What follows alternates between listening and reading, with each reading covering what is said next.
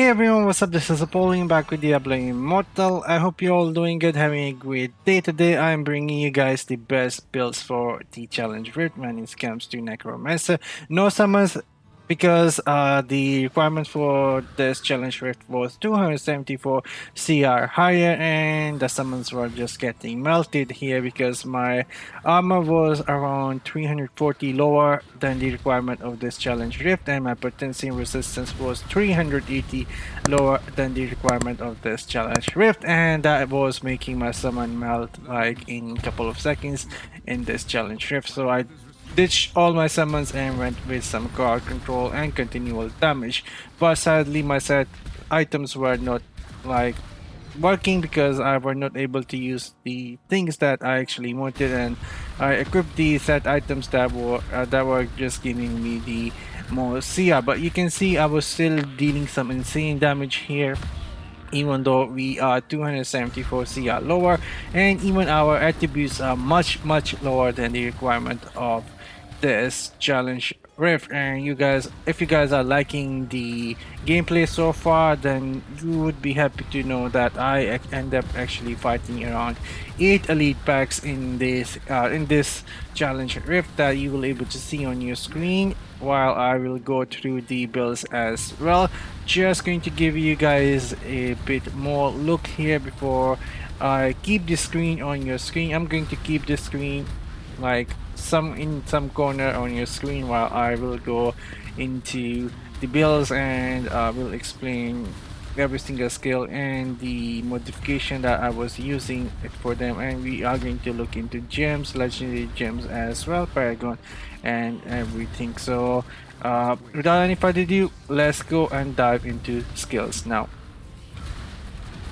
Alright, couple of things that I want to tell you guys before we start with the builds here. You can see that this challenge rift here is 192, and if we go to the inventory here, you can see that our armor is 337 lower, so we end up receiving more damage, and basically we had no armor at all, and armor penetration was good, but potency again 380 lower, and resistance is 225 lower. And if you guys want to see the items that I was wearing, you can see here these are the items I am wearing, but I will go in the depth what they were doing in a sec here. But you can see the items that I am wearing here. And now let's go and dive into the builds here. First off, Paragon.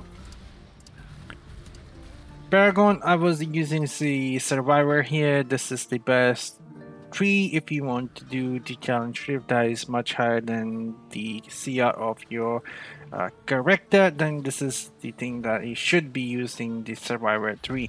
And as for the legendary gems, I was using the Seeping Bile, Acne Shade, Blaster J, Bottle Hole was not working, and Blessing the Body, and then Chip of Stone Flesh was not working again with these builds. And now let's go and dive into the set items here. As for the set items, like I said, none of the set items were working with the builds here, because everything here is just there to give me more CR, and this is like basically the max CR I can get. But if it was the perfect scenario, I would be using 4 pieces of Grace of the Flagellant, and you would have 2 pieces of choice. You could have gone with the Mount Bank, Vitus, or Shalbas, whatever you would like. I would personally go with the 2 pieces of Shalbas and 4 pieces of Vitus because I had no way of proccing Vitus. So I would go with the Shalbas and 4 pieces of Grace of the Flagellant. And now let's go dive into the skills.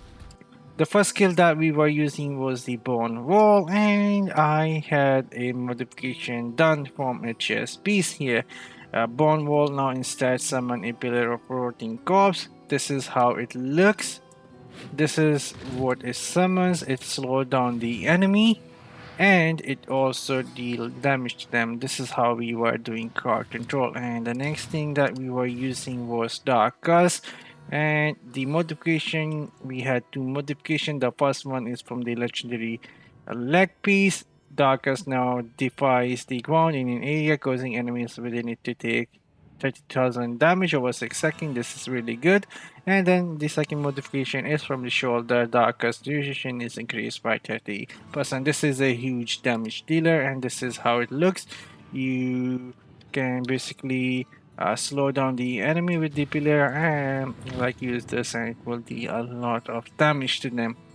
And as for the third skill here, that was the bone spikes here, and we had one modification done to bone spikes. Bone spikes now create the lasting bone spikes in a targeted location, lasting 6 seconds and dealing 2000 damage to any enemies in the area. Modification is coming from the headpiece, and this is how this skill looks. It deals nice damage and works really well with the 4 piece of Grace of the Flagrant. And as for the last skill, this is Bone Spirit, and this does huge damage, and we were using two modification for this. The first one is coming from the offhand that turns this skill basically into this. Offhand turns the skill into this big skull, and it does huge damage. And then we were using another modification that increased the damage of the skill by 10%, and that modification is coming from the main hand. And these are the skills, and this is how you play. Basically, you crowd control the enemy with the bone pillars, and then you can put the dark curse and the spikes, and then you can follow up with the big skulls, and it does insane damage. And I'll let you guys see the rest of the video here, and signing off. See you in the next one. Till then, as always, have fun and take care, guys.